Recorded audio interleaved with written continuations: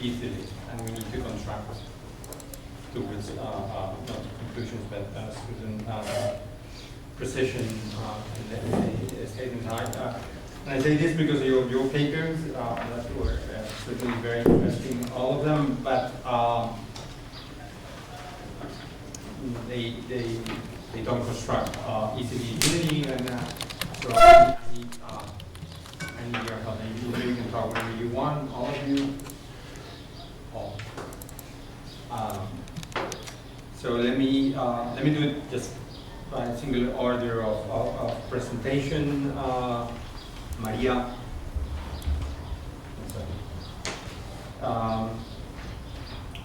You bring into the table the issue, literal issue of politics.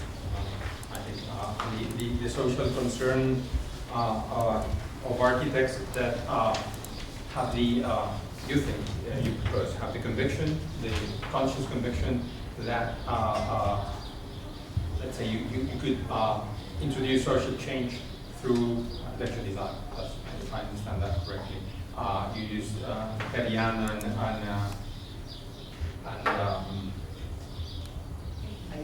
Gray as an example. I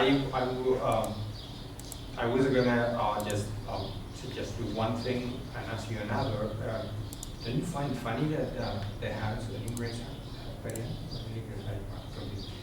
the first house you show looks so much like De La Sota? You think it's a copy? I'm so sorry, but I can't. You cannot speak English? Of course you can. English?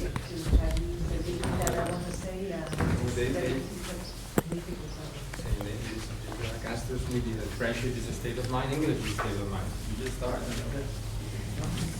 Well, anyway, what I was. My main. I think it's interesting now today, particularly in Spain, but I think everywhere else, it's whether it can be in a political agenda for architecture. I think, and whether it's true that a political agenda has been split, most probably in our minds and in history, as the modern architecture being progressive and the alternative modern architecture, which unfortunately there's a combination there of circumstances which has to do with this sort of new monumental classicism that appear both in the construction of institutions in the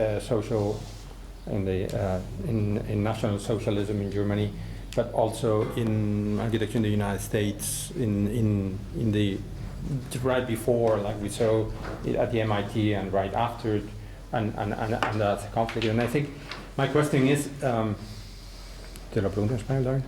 No. My question is whether you think that at the end, the project you show, the two projects you show at the end, that were the most significant, what is what represents those sort of a progressive idea of change towards a social equality?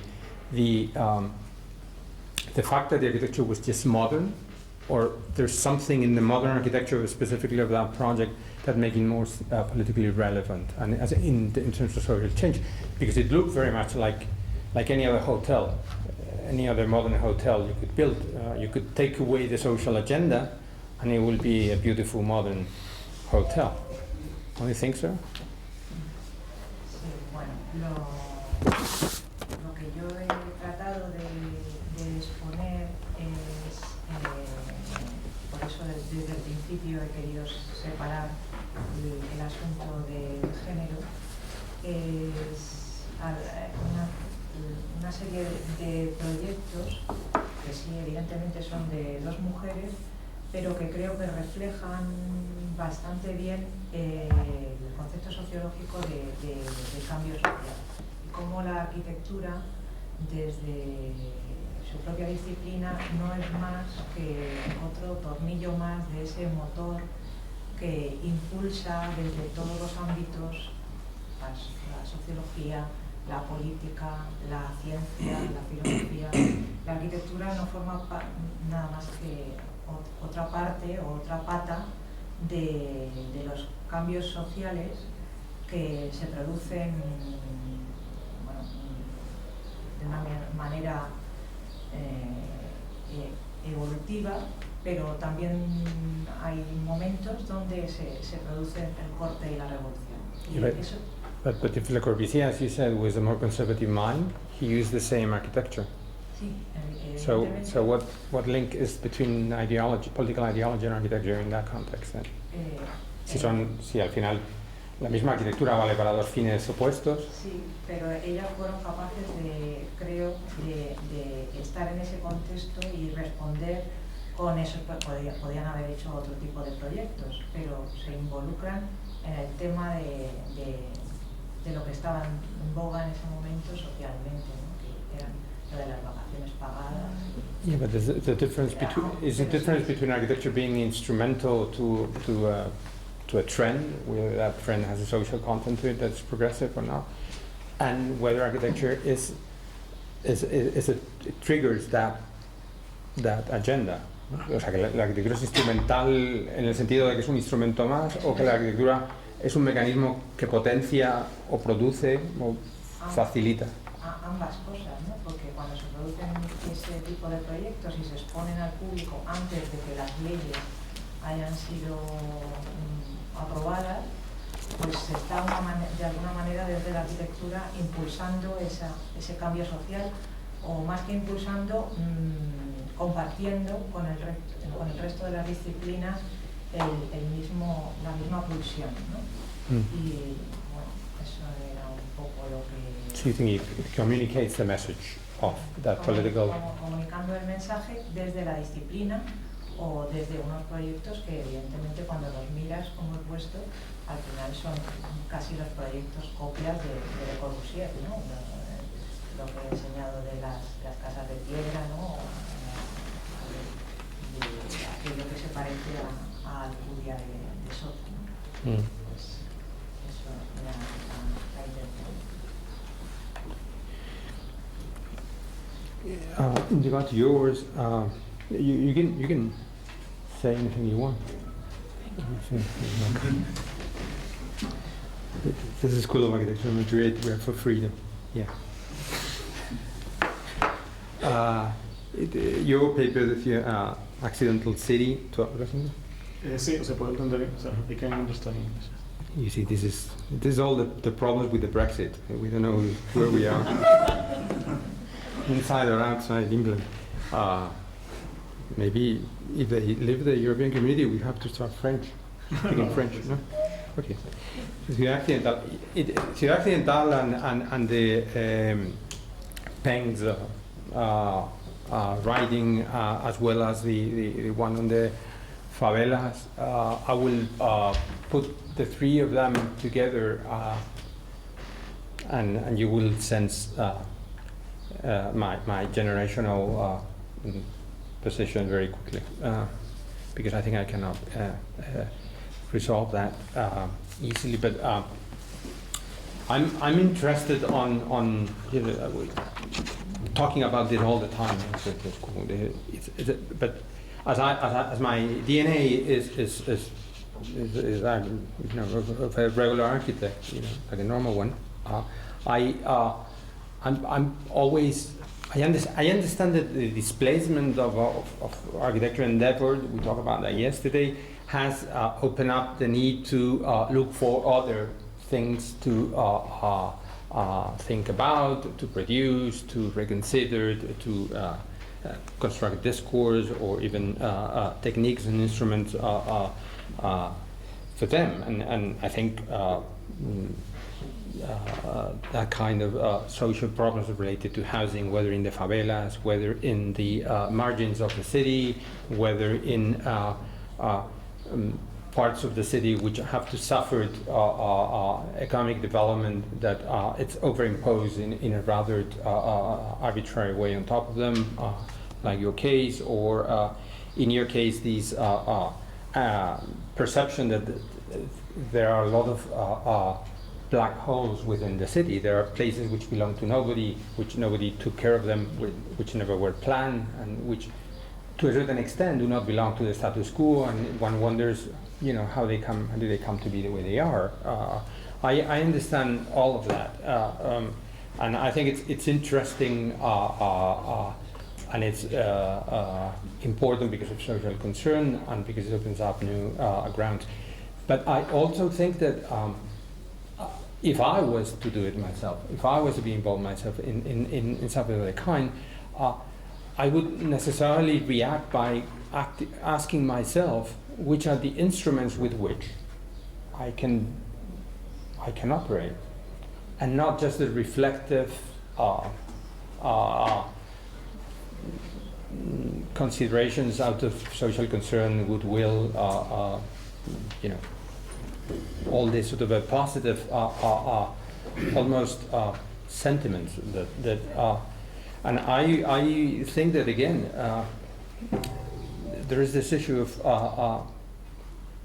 how can we be useful, and this discourse is always, I think, leave that a little bit, that part of the discourse a bit unfinished, and I think, at least from my point of view, architecture has to be effective at the end of the day in a rather straightforward way. And I know we are in architecture school and this is academics and all of that, but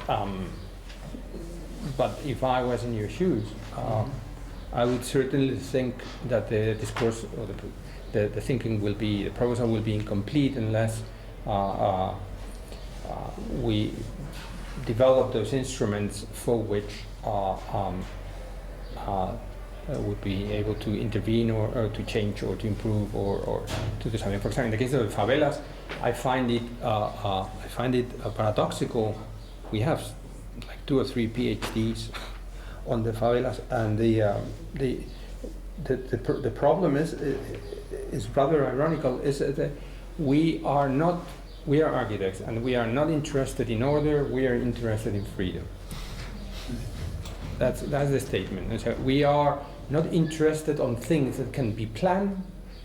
We are interested on things that cannot be planned. We are fascinated by life. You know, but I wonder how does it become relevant for architecture? Because I'm also interested about life.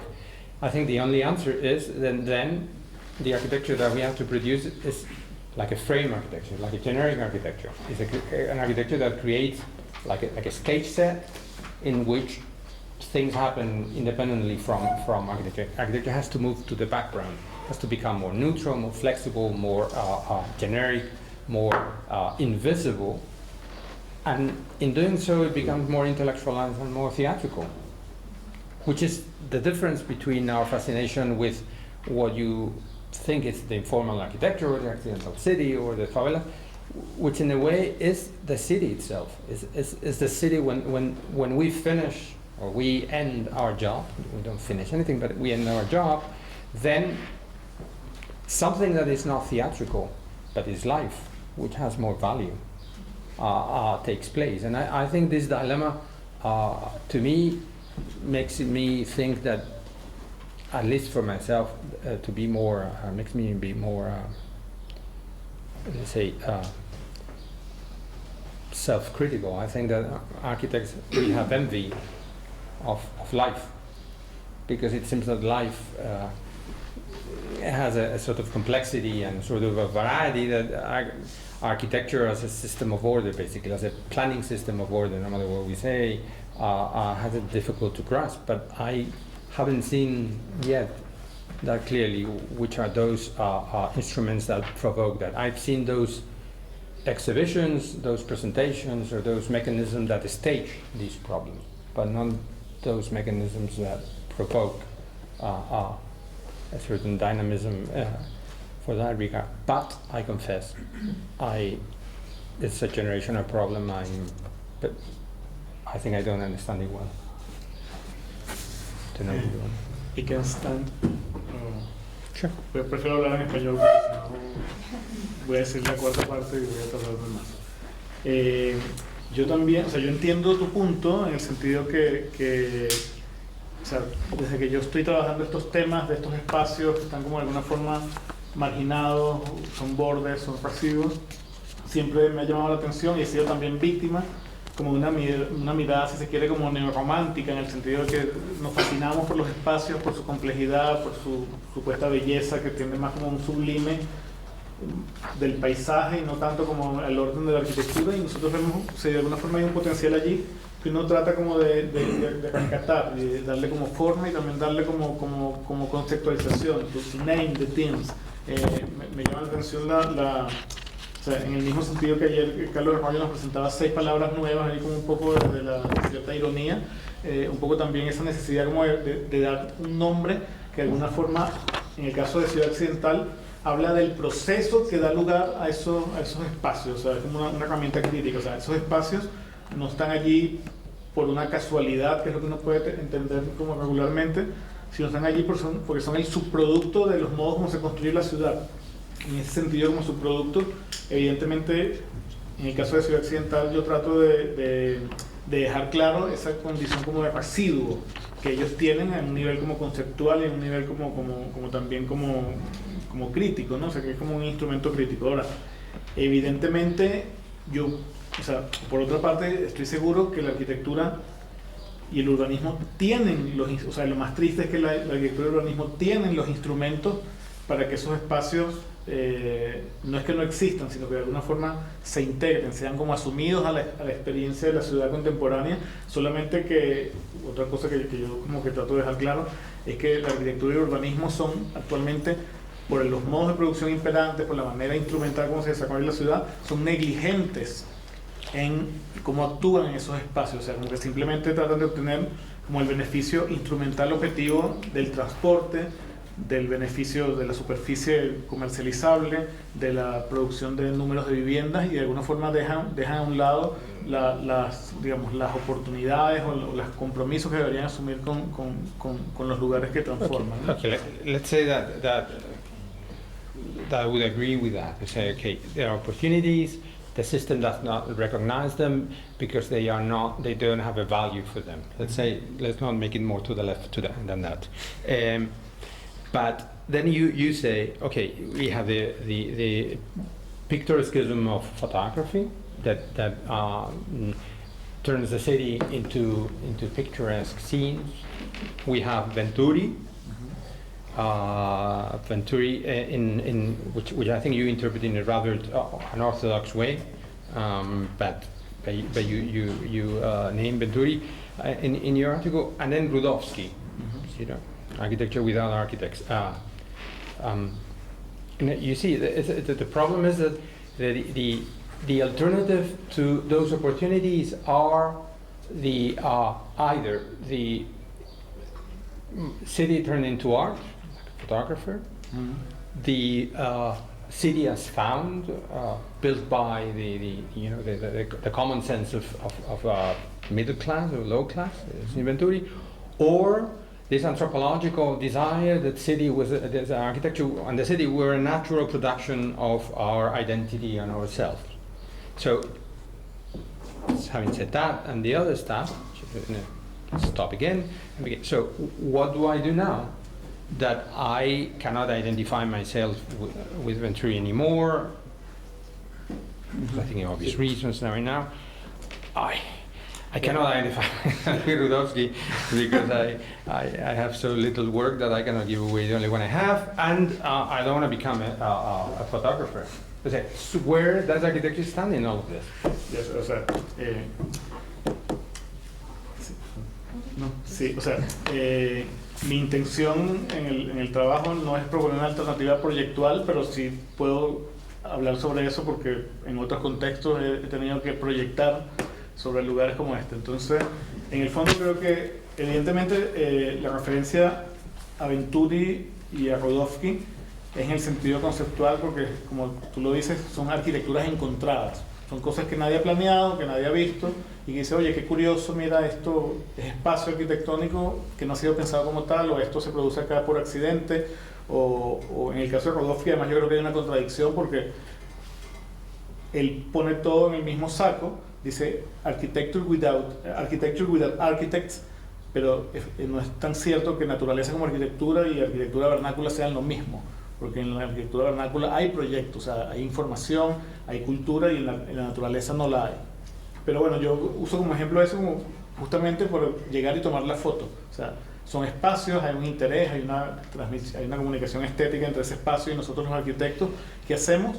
Yo pienso que lo que hacemos debería ser, por un lado, hay una acción política que es como tratar de que los proyectos instrumentales se comprometan con los contextos donde operan, y por otro lado, como no vamos a poder ganar todas, hay como una idea de colocar capas adicionales de proyectos sobre esos lugares que permitan que esos proyectos se transformen. O sea, yo creo que son, bueno, hay montones de ejemplos que no vienen al caso, que no fue lo que pensó Banham cuando visitó Los Ángeles. Él llegó a Los Ángeles, quedó como fascinado, escribió un libro y se fue. Pero sí pienso que actualmente la idea sería como superponer capas de proyectos que permitan como, o sea, recuperar esos sitios y hacerlos como entendibles desde su interés estético, desde su interés espacial, y de alguna forma asimilables a las condiciones de la ciudad productiva, la ciudad visitable, la ciudad integral, el espacio público, etc. O sea, como proyectar sobre lo proyectado. Sería una manera de decirlo. Yeah, I think that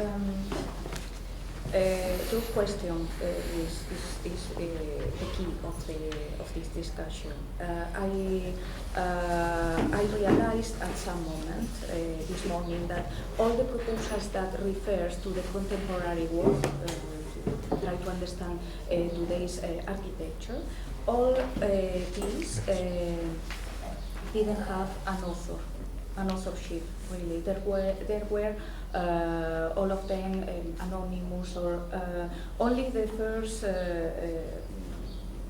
proposal and the last one had some very identified names, but all of your reflections were anonymous. So yes, the concept of as found, or I don't know. Yesterday in the afternoon we discussed about this in some way, and we discussed about some concepts like the antifragilidad and this kind of words that try to define these not authored proposals. Yes, I think that there are some communications, not only one, not only two, so for me this is the interesting part, that try to define just the same circumstance. That was something that, for example, for Banham was fascination, but I think that now the next step has to be to try to integrate this in the process of the project.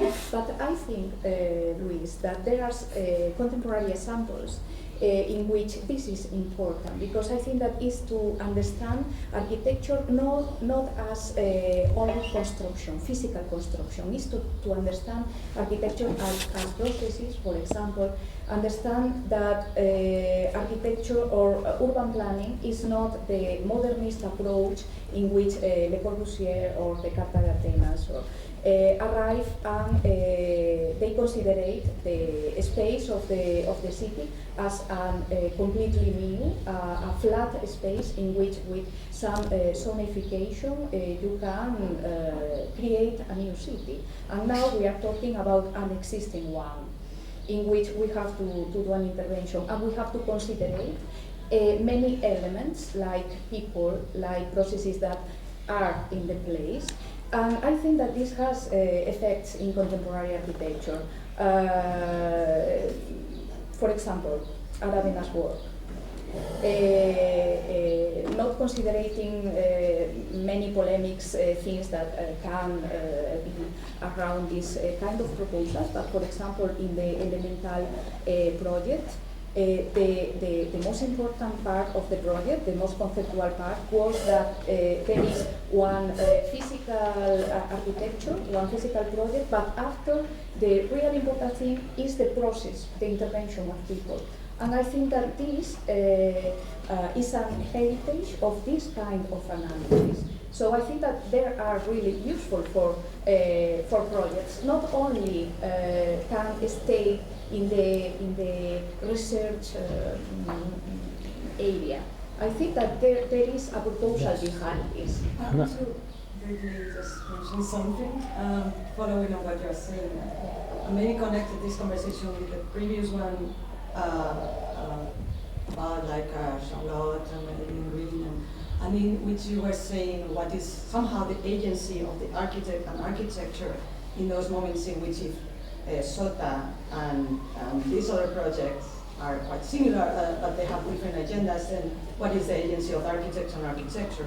And I think maybe we are in front also of one example. So if you think about this space that is designed with these tables to create an idea of a democratic space in which there is no hierarchy, somehow like this space is supposed to have a gathering around a center that is a void, and they're supposed to have no main figure leading the conversation. And what happens after is that we have other things that is not only elements of order, like we position the tables and the chairs, but also we have media.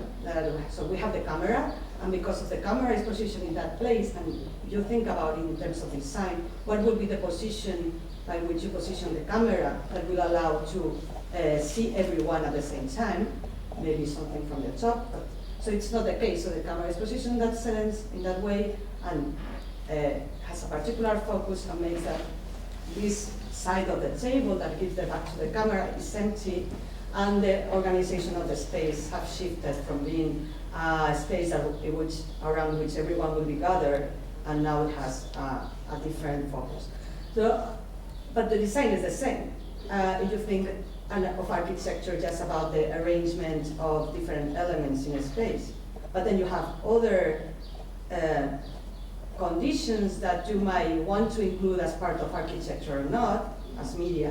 So maybe in the discourse about Charlotte Perriand and Lillian Green, you wanted to leave apart the role as woman, like you wanted to engage in your gender, and I understand why, but at the same time, the relationship to the ministries, to the media apparatus, the exhibitions, and so maybe it's also transforming the architecture somehow. It's not just the floor plan of the building.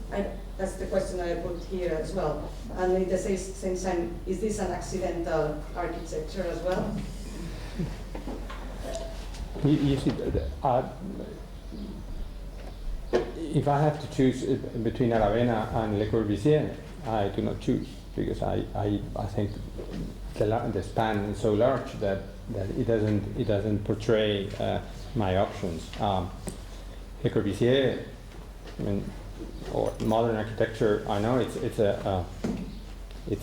the permanent symbol of our body of knowledge, but certainly when it comes to issues of the city and the contemporary, they are as historical as talking about Latches so I wouldn't use that as one side of the frame for the discussion. And in Aravena, the problem is, to me, the interest to me has to do with the fact that if I have to choose between the two, or I frame the problem between the two, I live in the middle, exactly what reminds us, or at least it reminds me, that one has to be conscious of history in order to realize that history is a cycle system, repeats itself, because 3 months ago, or 4 months ago, there was here this exhibition and lecture by Bidler again on the Situationist, and it was the same conversation. There was the same idea: this, how do we achieve freedom within a system that doesn't give us that sort of a freedom, or at least that system that, when constructed as a city, does not provide us with an environment in which we get the sense of living freely. And that, I think, it's what I think it's interesting is that the story that the exhibition told, and the Bidler's conference that day as well, is that Constant at the end gave up, because what was important at the end of his life was the significance of the problem was the war in Vietnam. And the war in Vietnam was lost from the point of view of those who were against the war. So he just retired to his home, and he died at home without making any more drawings, any more cities. He just pulled the models into the room, happily was preserved by his wife, and we've all looked at them as artistic objects. They were hanging in the Reina Sofia. It was turned into art, and it's just a matter of it's historical elements that remind us that this discussion has been taking over again during the 20th century and the 21st, and unless instruments were found to implement those, then the discussion, architecture-wise, I suspect that politically-wise as well. But let's reframe it to ourselves. The problem gets out of our hands, or we cannot grasp it or control it. Let's say Aravena.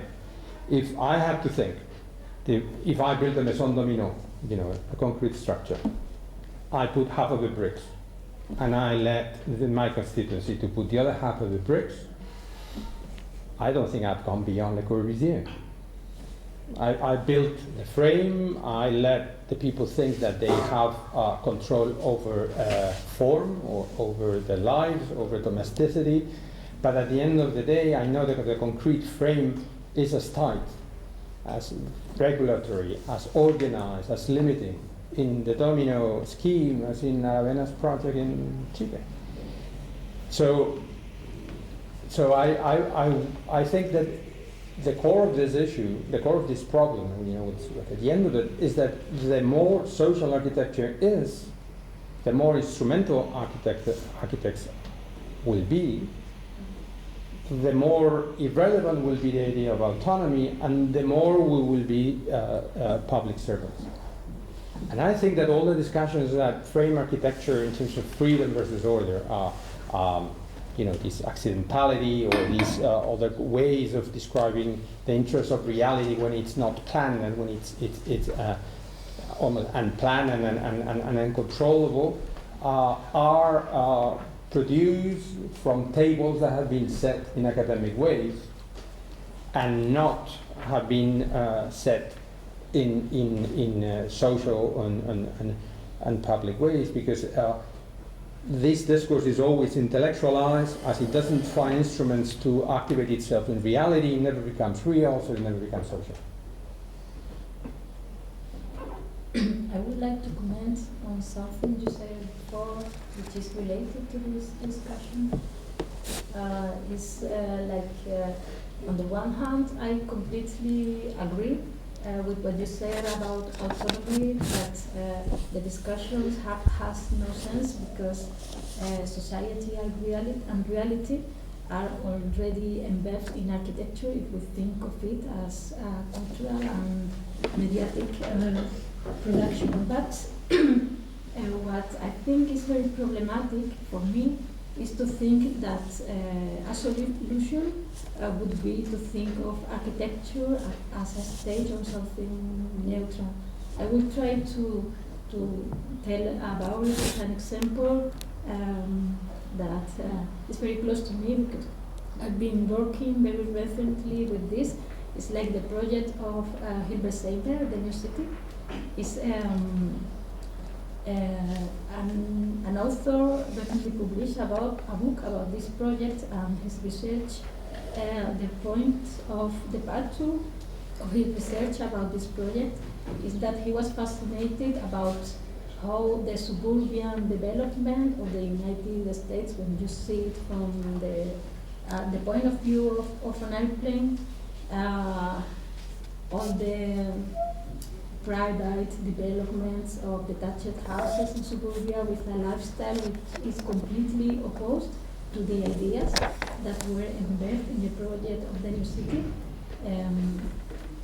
have the same shape, like this, the same organization in the territory, the same way of mixing nature, infrastructure and housing.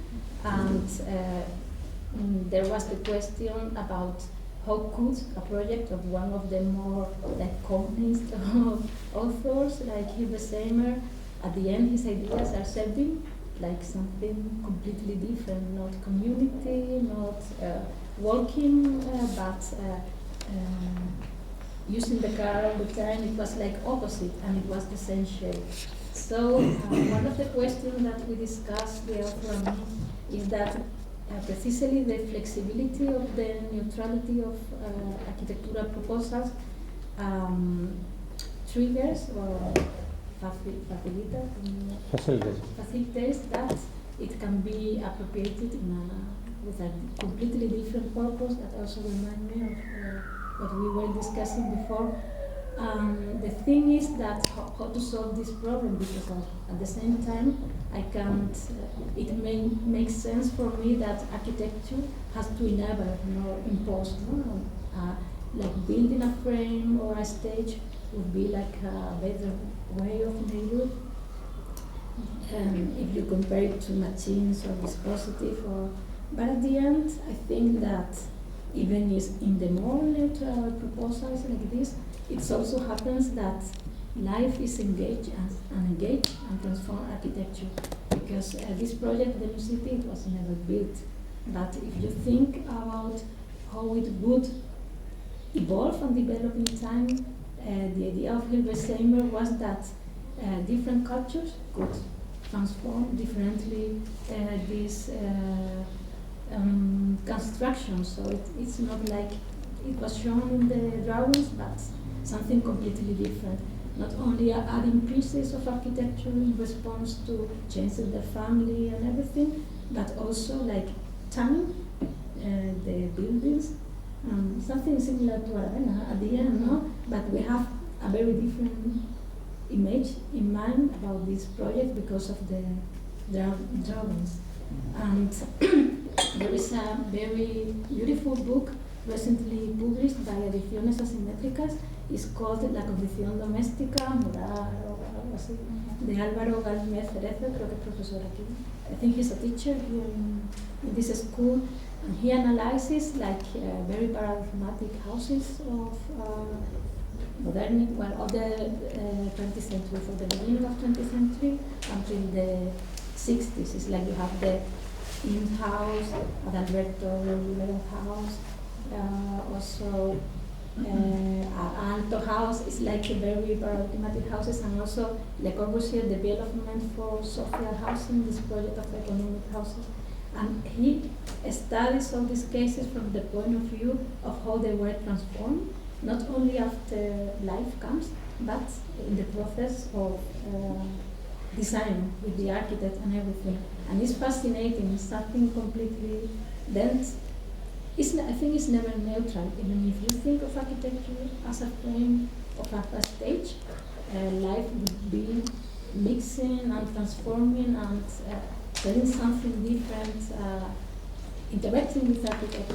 It's like I remember that it surprised me that this author tells that when Le Corbusier saw all the transformation, contradictory transformation of the houses, like closing the panoramic, closing the pilotis, is like transforming everything. He said, oh, Lavoisier was wrong. No? It's like he was discovering something new with this transformation. And at the end, my point is that I think maybe it's just like a theoretical construction, no? like trying to find a word to describe how could it be. Maybe instead of a frame of a stage, I would say that architecture is an heterogeneous assemblage of many things, and these things are also evolving with society and the new conditions. And then there are new questions, like what you said before, that incorporating this heterogeneous mix of elements. And at the end, I think that is maybe the position of the architect in relation of when he designs with all these components. Maybe he can build a stage of frames, but not physical. I don't know if I managed to explain. Yeah, you mean it, literally. And I think that this So I don't think it's a, I don't think it's a solution, or I don't think it's a, life wins or architecture wins. I think that, I very much liked Luis's suggestion of the singularity as a sense of there are moments where it works, where the two come together and produce something new. And I think that it's always a moment of a combination of the two. And I think it's too, right now we're in a kind of backlash saying that life has to come full front center. And we risk losing the fact that architecture actually plays a role in affecting that life too. And I love actually the characterization of this room, the architecture, the furniture, and then the introduction of the camera. And it complicates the first diagram, but it doesn't destroy it. It doesn't overwhelm it, and it makes it more rich. And sort of then there's a feedback loop of how the room responds to the camera. And I think that's where the discussion becomes rich. I think where it becomes very shallow is when we start to say we push entirely in one direction. So the idea that we favor a stage, or we favor a frame, or we favor neutrality is a very good way of rendering us all fairly obsolete. But you reconstruct again the problem with this, because you are separating, you treat architecture as a frame of a stage, you are again separating it from life. My point is that it's not separated. They are mixing, so I completely agree that if we put life or maybe administration, like arrangement or organization in the front, then there is a lot of knowledge, specific knowledge, and very powerful design tools that we are going to lose. But I think we don't have to see it as something separate. There is a mix of many components, and our expertise has to do with every one of them. And so working with them together, it's very difficult, but I think they are going to be there even if you don't work with them. You can't become expert at everything. No. And so the precise issue, and I think what's very exciting at this moment, is figuring out, okay, where are you going to define your particular expertise in practice right now? And I think there is a generational difference at play, but I think that I do think that there are opportunities coming out of that idea of a singular expertise that's multiplied. I'm sure there are opportunities, and they have to be worked out, and they have to be considered and reflected. And I know I sound emasculate, but my point is that you see, maybe it's because my academic task that I tend to hear always the first part of the argument, and I always remember when that was played off in the second half of the 20th century over and over again, as if that experience seems not to be useful now, on the one hand, which I think it's a pity. Again, we come back to this issue of what's the use of knowledge and history in architecture when it doesn't have the role of authority, but at least has the capacity to create certain kind of knowability and intelligence. And on the other hand, I think that if we compare all of this with Peng's presentation, which is a little bit like the favelas presentation, is that at the end, when we face those actual conditions, they tend to overcrowd the space and take over the whole thing. Because it's amazing that the same building, built in 1910, was basically used by 3 different ideological regimes, just by posting signs on the facade. That's what architecture was about. So Yokamer was working well there because it was in front, and that was it. Architecture, even if it was not meant as a neutral frame, because it was an over-decorated building, and it looked like something that was carefully done by somebody that maybe didn't know what was doing, but did it carefully anyway. It's just a neutral frame.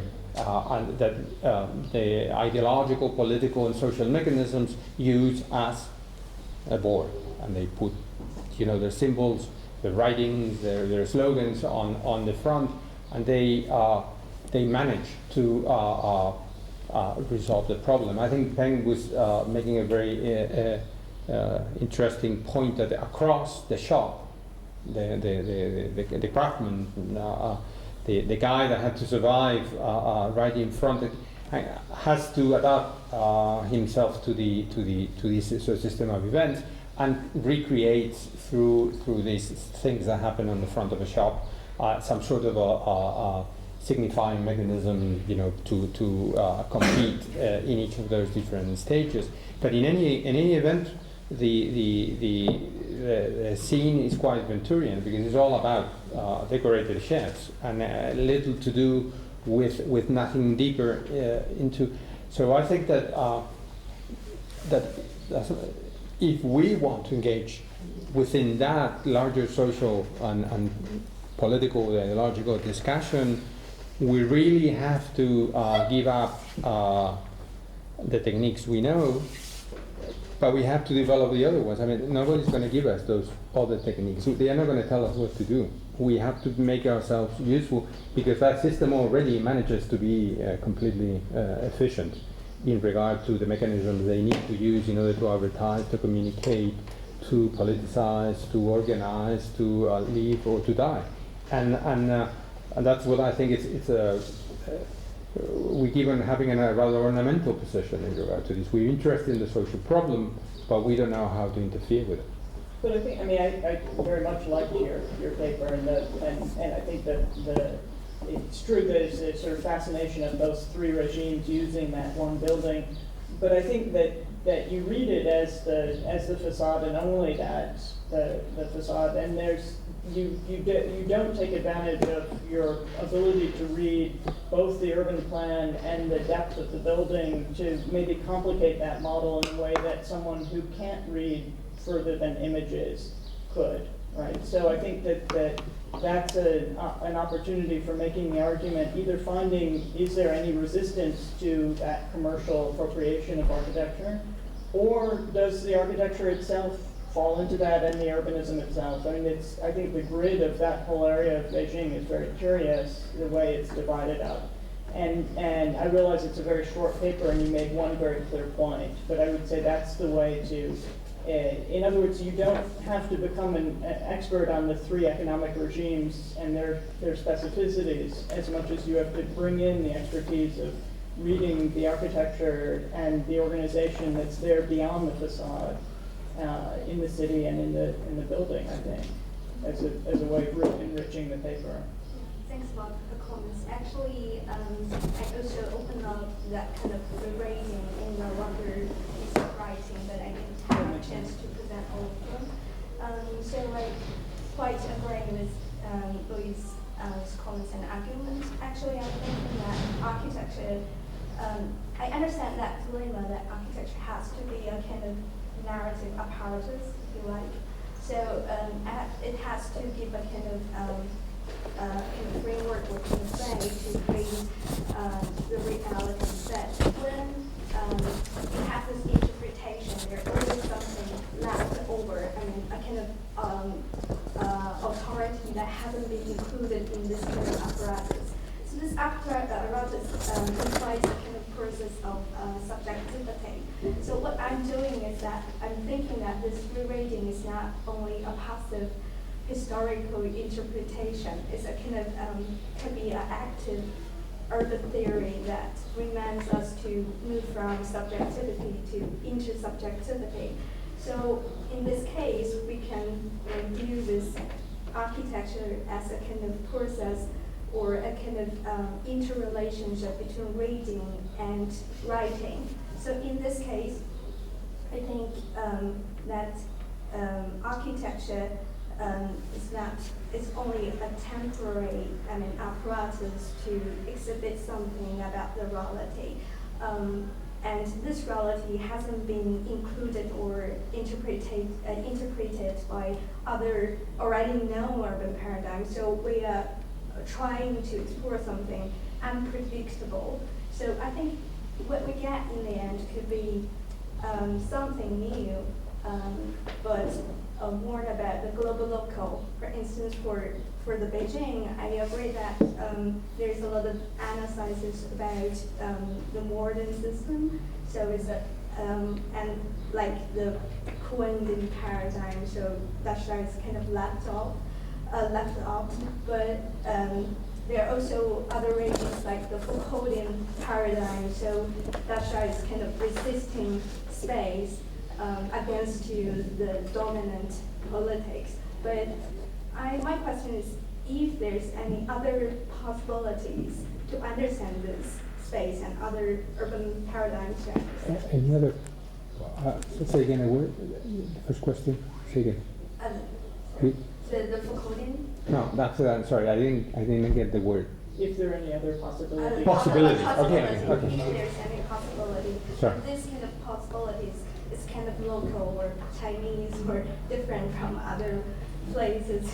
But yeah, I don't know, but I'm thinking currently like this might be a little bit dangerous in that way. I don't know.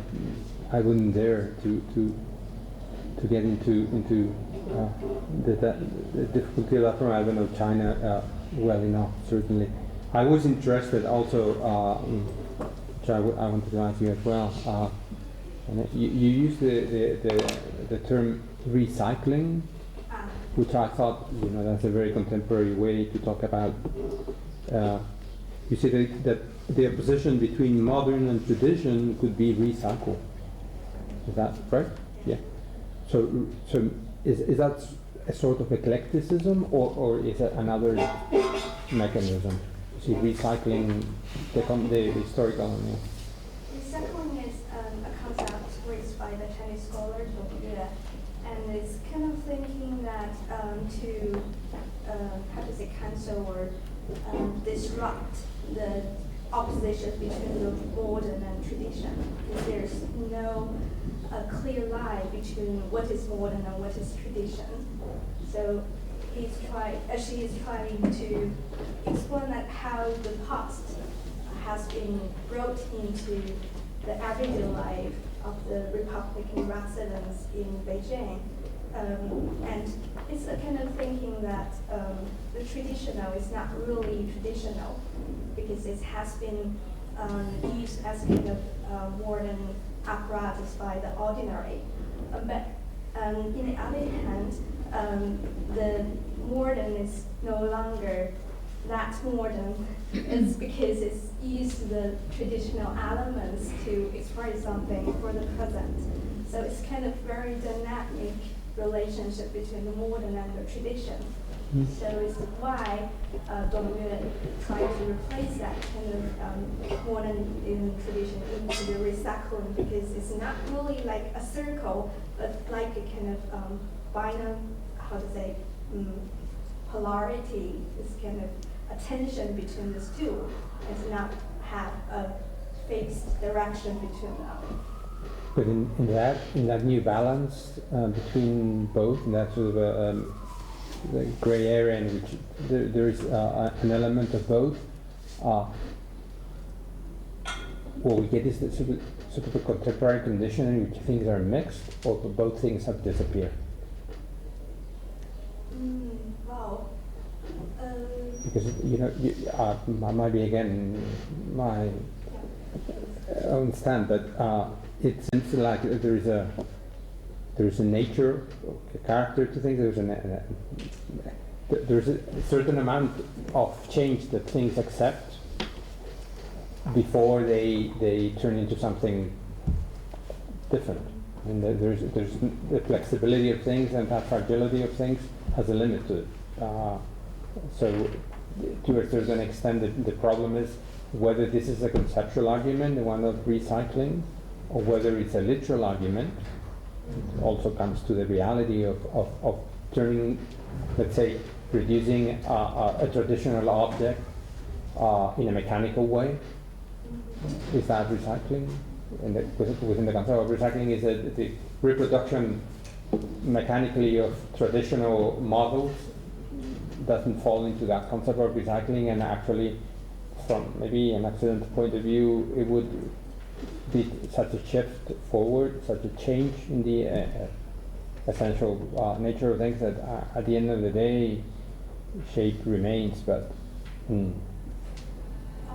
actually, I'm not quite sure about this, but I'm thinking that the difference is that the cost hasn't been used in a symbolic way, because the ordinary do not really have that kind of clear apparatus by themselves.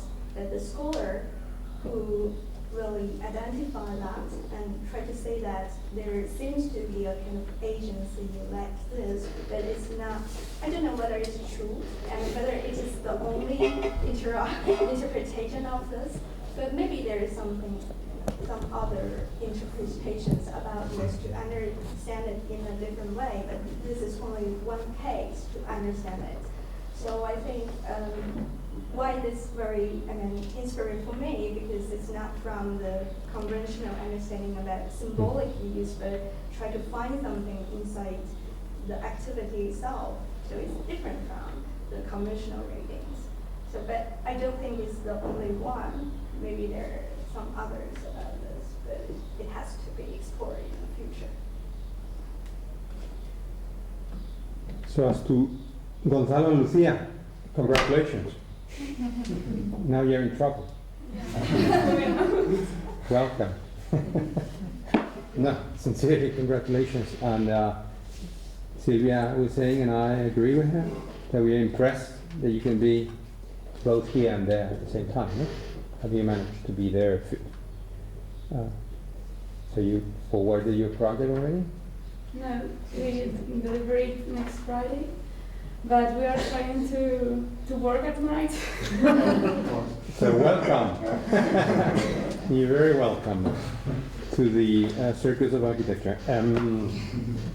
I was glad that you unveiled your skepticism during the presentation, because when I read the paper, I have to confess, I can't lie, I have to confess that seeing Koolhaas and Rogers on the same, I thought that, architects are the magicians of analogy, so they can compare anything.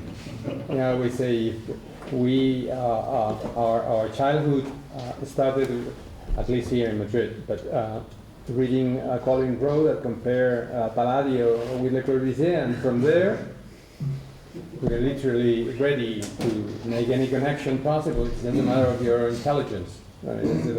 How can you make it relate to each other? But I think that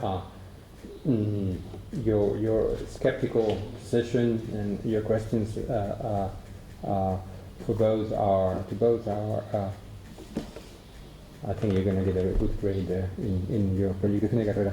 And I certainly think that in my position, from my point of view, Roger is in regard to this issue of contemporaneity that is raised with Koolhaas, whether Koolhaas works for, has allowed created discourse that basically says, okay, we cannot oppose the reality or the conditions of, how you say, pensamiento único in English? Usually when the wall came down and that was it. I mean, you cannot even be on the left anymore. You can oppose the system because that's it. You can be more or less liberal, but that's it. So you can put more sugar or less sugar in your coffee, but that's it. Nice analogy. So I think that the contemporaneity of Koolhaas also has to do with the capacity to construct arguments which are architecturally relevant within that constraint, and that some sort of pessimism is like, okay, this is what it is, but let's make something out of it, and he certainly has made many things out of it. And I'm not completely sure whether he is the verdugo. Is it verdugo? Yeah. He's the executioner of I don't know if you can name it. It's like Voldemort. It's like capitalism. But I think he has figured out many ways instrumentally, which is, I guess, has to do with this other discussion. I mean, the concept of generic city or the concept of the typical plan. You know, there are many things in the writing and theory of, or proposal of Koolhaas that go beyond these analytical critical devices, and they he goes, or they go into the proposition of mechanisms that operate already and that can be redeployed in those or different ways. So I think that's I would position myself favorably in that direction in terms of efficiency and instrumentality. But in the case of Rogers, I think Rogers belongs to a generation. Here in Spain, we have many architects in Spain that have gone through the same trauma, which is that as time starts going faster and things start lasting less, and you know, and your blocks start running the scroll faster, and things fell out of interest in less time. They had a difficulty to go from sort of a late technological modernism into either postmodern architecture, whatever that might be now. It had to be difficult to a long time to define, but let's say this sort of either postmodernism or contemporaneity, you know. And I think he basically got lost.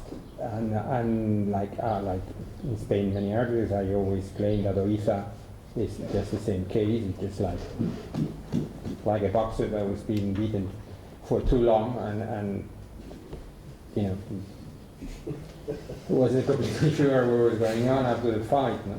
And I think that the changes in the fundamentals of the problem were so huge that it was obviously very difficult to keep track and to adapt. And I think with Rogers is the case. When you say in the article that Rogers is concerned with the City of London, well, you know, I have to take a drink. I'm not sure. How is he interested in the City of London as a real estate business, or as a mechanism of exposure? I'm not completely sure of what it means. I suppose meaning that Rogers has not created a line of thought for his own work and his development that allows to think that, you know, you can understand it and you can agree or disagree, but that you can just frame it and describe it. You can understand it as opposed to the other one. That's why I think there's a difficulty in the comparison, which I think is quite significant. What they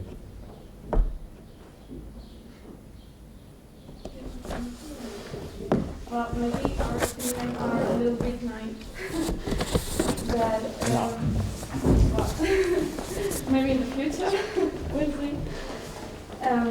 Answering the last part, yeah, maybe Richard Rogers isn't so engaged finally with London because he got lost. And when he was working with the Urban Task Office, I think, and we think, that he was thinking in London and all the opportunities that the city had in that time.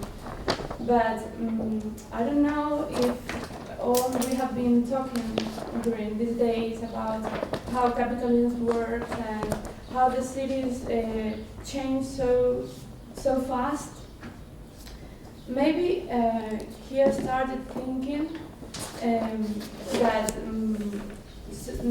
all that plans and many points of the city didn't work together, and so he started doing just projects in London and not trying to focus what he had done and said before. I think there's another thing about London. You know, just yesterday I read Transparency International in their latest report says that London is the most corrupt city in the world. Transparency International is a political magazine or architectural magazine? Why? Because so much capital is actually cleansed there, right, in the form of London real estate. And that it's the city of London and the whole kind of government's, the amount of actually autonomy it gives to the city, right, which is the financial district, which has allowed all this to happen. So at a certain point we have to say, well, you know, I mean, London has become a lot better in terms of the kind of food you can eat there, places you can enjoy a cup of coffee, and that's probably thanks to Richard Rogers in some part. But there's also a whole other aspect that I think is just much bigger, and at what point can we do something about the kind of powers that the City of London, for example, has to shape, you know, financial regulations and globalization and everything, and that's where maybe, you know, at some point it's necessary to sort of, I don't know if we can blame Rogers for gentrification. He's, you know. I think the interesting thing is that there's an identification of that giving up the urban project with giving up the social ambition, right? That an architect who wants to be engaged at that level of changing the world has to move up in scale, which also has to do, and I think what the version of that we're seeing today is that if you want to be more socially engaged, you have to give up somehow materiality in order to engage organization and processes and just try to sort of reprogram something that exists already. Yes, but that's the point that I wanted to make, because I wanted to go back to the name of this panel, which is dealing with reality. And we are always talking about, as architects, as readers scriptures of reality. But I think there's a shift or something that is not very well connected, and that is what we think about reality and what we do about reality. And most of the papers here, they are just, as we were talking yesterday, retrograde descriptions of reality. But how can we supersede this fascination with subjectivity, with us as mere narrators of what has already happened? How can we address action? And there's that thing about neutrality that for me is very challenging, because we speak about the neutral as one single thing. And I think that it happens more or less the same as with the term of autonomy, that we have many meanings for it.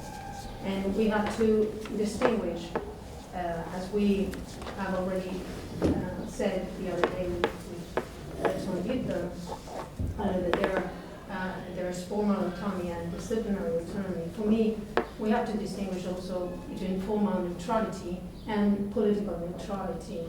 And there are so many contemporary discourses that are addressing the role of the architect as someone who just provides a frame. But the more neutral you make, the more formally neutral you make your architecture, the more you need to be prepared, your architecture, to be instrumentalized, politically instrumentalized. And I think that we cannot withdraw from our role as actors. Or maybe we can just wait for the economic order to coincide exactly with what our social convictions has happened with Ellen Gray. She was just doing the same architect as any other one, only responding to a programmatic demand that luckily was the same as her own ideological convictions. See, they talk about the Barbican in London in the writing. And we've been in the master program with Juan Herrera and Jacobo. We've been talking, among other buildings, about the Barbican. We've been comparing those buildings which are malditos. Cursed, yeah. Building cursed in the city is that those that they are pure negativity, because we have said it, not because they are, but because the moment you start scratching on the ground, you realize that some of them are fantastic buildings, fantastic architecture. So we started in London by digging into the history of cursed buildings in London, and then we moved to Madrid, where we found that there is a whole history of architecture hidden behind ideological education. But one of the buildings that is cursed in London is the Barbican. And I know it's going to not sound nice, but what the hell? The Barbican is so successful as a bit of the city of London. It was not meant to be for that social class. It was not meant to be that shape, that form. It was not meant even to be that architecture, because they changed the scale. We drew the plans from the beginning to the end. The project lasted, was on the board of the architects, on the drawing board of the architects for almost 7 years or 10 years. It was redrawn in different scale, the same shape, different sizes of squares and blocks and slabs, columns taking off, pieces of the ground being removed to make it more open, garden coming here and there, breaches, not breaches, brutalism, not brutalism. But the fact of the matter is that now, that reality, that sophisticated reality that's turned the favelas so compelling, because they have created a microcosm and like an ecological condition in which people can live. Yes, they do. They live there. I mean, they could live better, much better. There's a lot of infrastructure that can be provided, but we admire it because it has its own integrity. Because the relationship between the physical life, the real life, and the physical conditions have been able to sustain certain inhabitants and certain kinds of life. It's socially unacceptable to compare it to the Barbican, yes, but architecturally speaking, could be the same, because they are, yes, because the fact that the Barbican has been neglected as an architectural solution is just because at the time it was supposed not to create the kind of city that at the time was supposed to have to be created. It was an ideological statement. The so-called light brutalism of the Barbican was unacceptable in a time in which the city they were talking about was a city that belonged to another past. So the scale and the architectural devices and techniques being used in the Barbican were unacceptable. But the fact of the matter is that for contemporary world, at least for contemporary life, the Barbican is, for a certain social class, is perfectly feasible, and it corresponds with that sort of liberal capitalism of London. But that's what London is. We don't like London. You might not like then England and Europe and the whole of us. But that's what it is. I mean, that's what we are. So, not that I agree, but if we keep pushing that, more Brexit. But I think that why. The fascination is based always, the interest is based on the intellectual construction that lies behind. And that stating the intellectual construction and stating the actual condition and stating the implementation of those in reality, in order, in this case, to improve, to create infrastructure, and to learn from them and also to change for them at the same time, is as important as to learn from the Barbican.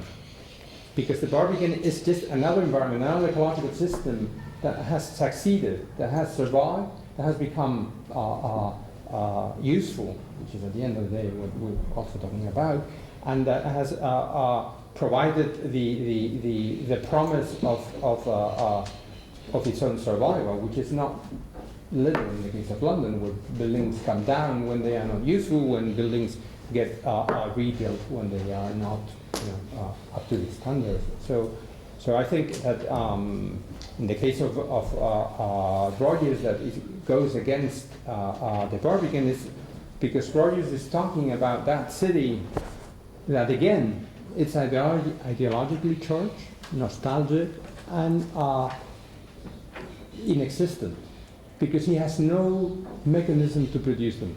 He has no capacity to produce them. That's why when he builds that thing, he builds that thing and not that other that he was talking about. And that's what I'm saying, that I think that the position of the architect is that if you don't know how, you don't know what.